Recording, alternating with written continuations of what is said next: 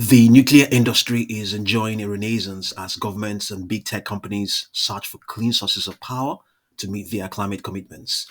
Dozens of projects are already underway to develop small modular reactors which have capacities of up to 300 megawatts. Nuclear energy companies are trying to shrink reactors to the size of cheap shipping containers in an effort to compete with electric batteries as sources of zero carbon energy. Led by Westinghouse, the race to develop micro-reactors is based on the notion they can replace diesel and gas generators used by everything from data centers to remote off-grid communities to offshore oil and gas platforms and indeed very remote mines. Micro-reactors have much smaller output of up to 20 megawatts, enough to power up of up to 20,000 homes, and are likely to operate like large batteries with no control room or workers on site.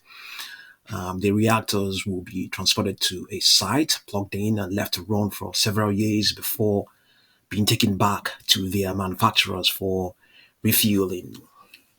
Westinghouse in December of last year, 2024, won approval from US nuclear regulators for a control system that will allow 8 megawatts of eVinci to be operated remotely. eVinci is a project that they have. The reactor, which has minimal moving parts, uses pipes filled with liquid sodium to draw heat from its nuclear fuel and transfer it to the surrounding air, which can then turn the turbine to produce electricity or to be pumped into heating systems. I believe this is the eVinci here. This is the device that the reactor they have already developed. The eVinci is the first nuclear micro reactor. It's the first nuclear micro reactor to complete engineering studies for a test program expected to start in 2027 at the Idaho National Laboratory in the US. And Westinghouse recently signed a deal with Core Power, a UK startup looking to develop nuclear power plants at sea.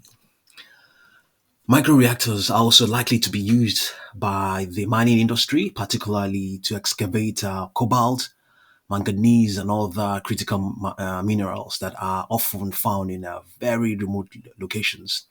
According to Ian Fannon, a Cambridge University professor of Earth and nuclear materials, he said the problem was you have to cut 1,000 tons of rock for 1 ton of such products. This will change how you run a mine. Currently, they use diesel. Aside from its cost and carbon intensity, the logistics of getting diesel to remote sites make a lot of these mines unviable. If you could install a reactor that lasts 10 to 20 years, you've got a power source sorted, according to him.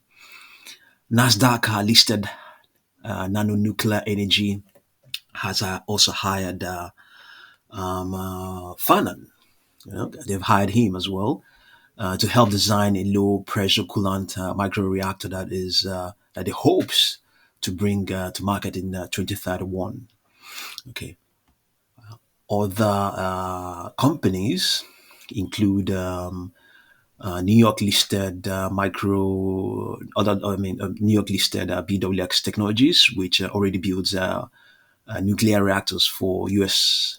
Navy submarines and aircraft carriers, and X Energy, which raised $500 million recently from investors, which includes Amazon and Ken Griffin, founder of Citadel Hedge Fund. Both companies were selected for Project Pele. That is Westinghouse and Nano Nuclear Energy. They were both selected for Project Pele, a U.S. Defense Department commission for a portable nuclear reactor that could be deployed to any site on an aeroplane and run for several years moved before being moved on. But Jay Claysell, chief executive of X Energy, said the market for micro-reactors was still emerging. And according to an expert in the industry, he said micro-reactors will be price competitive once production lines were scaled up. If you have an order book of up to 60 to 120 reactors, you see an economy of numbers, he added, saying the aim was to produce electricity for somewhere between 100 and 150 dollars, $100 to $150 per megawatt hour. According to him, it's not grid scale competitive, but it is very competitive for ports, terminals, petrochemical facilities, island locations, and remote locations. But there are questions over how to build, transport, and run micro reactors safely, according to Ronan Tangai, program lead for safety and licensing at the World Nuclear Association. Regulators still have to draw up rules around whether microreactors can be operated remotely and how to make them safe from cyber attacks. Rules are also needed around transporting them, especially across national borders, and whether they should be fueled in a factory or on site.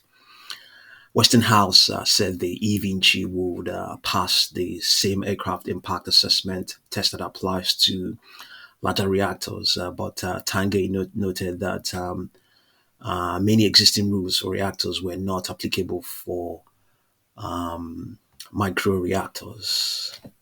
It would be very difficult to deliberately hit small. It would be very difficult to hit such a. Or it would be very difficult to deliberately hit such a small target with an aircraft. He noted.